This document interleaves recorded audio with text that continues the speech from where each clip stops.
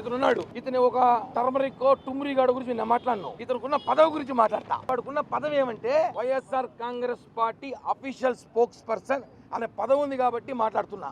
అతడు ఫుల్లుగా మద్యం తాగి వాంతులు చేసుకొని వికృత చేష్టలు చేసి సాక్షాత్తు ప్రెస్ క్లబ్ కు కొంచెం దూరంలో ఉన్న శ్రీదేవి కాంప్లెక్స్ నందు పడిపోయి తూలుతూ నిద్రపోయాడు. నా అనుమానం ఏమంటే కోటి సంతకాలను కాపీ కొట్టి అలిసిపోయి పడుకున్నాడేమో, బీడి దాగి అనుకుంటున్నా. ఇతని మీద యాక్షన్ తీసుకొని టీటీడీ వాళ్ళు ఎందుకు తీసుకోవాలంటే భవిష్యత్తులో ఇంకొకసారి ఎవడు కూడా శ్రీదేవి భూదేవి కాంప్లెక్స్ లో మద్యం తాగాలన్నా గంజాయి తాగాలన్నా ఆలోచించాల్సిన విషయం ఉంది. ఆయన ఒక ఆయన ఉన్నాడు, సనాతన ధర్మం కాపాడే వ్యక్తి, వెంకటేశ్వర స్వామి వారసుడైన వ్యక్తి భూమన కరుణాకర్ రెడ్డి గారు. ఇప్పుడు మీ అనుచరుడు, మీ ప్రథమ శిష్యుడు, మీ ప్రథమ అనుచరుడు, మీరు దగ్గరుండి మీ శిష్యుడికి పదవి వేయించుకున్న కరుణాకర్ రెడ్డి గారు ఏం చెప్తారు? టీటీడీ స్థలాలు ఇచ్చేస్తా ఉంది, అమ్మాయిస్తా ఉంది అంటారు. ఈ రోజు టీటీడీ స్థలంలో మీ వాడు మద్యం తాగి ఫుల్ గా నిద్రపోతా ఉంటే డాన్స్ లేసి తాగి కక్కి ఇప్పుడు మీరు ఏం చర్యలు తీసుకుంటారు? ఏం మాట్లాడతారు మీరు? ఇప్పుడు మేము ఒకటాడుతున్నాం ఈ రోజు భూమన కరుణాకర్ రెడ్డి గారు. ఒకసారి మీరు ఇతని మీద చర్యలు తీసుకున్న తర్వాతే మీరు టీటీడీ మీద మాట్లాడండి. ఎందుకంటే మీరు చర్యలు తీసుకోకుండా టీటీడీ గురించి మాట్లాడే అర్హత కరుణాకర్ రెడ్డి గారికి లేదు. ఆయన ఇష్టం వచ్చినట్టు ప్రేమగా ఇచ్చిన పదవి గల వ్యక్తి శ్రీదేవి కాంప్లెక్స్ నడి రోడ్డు మీద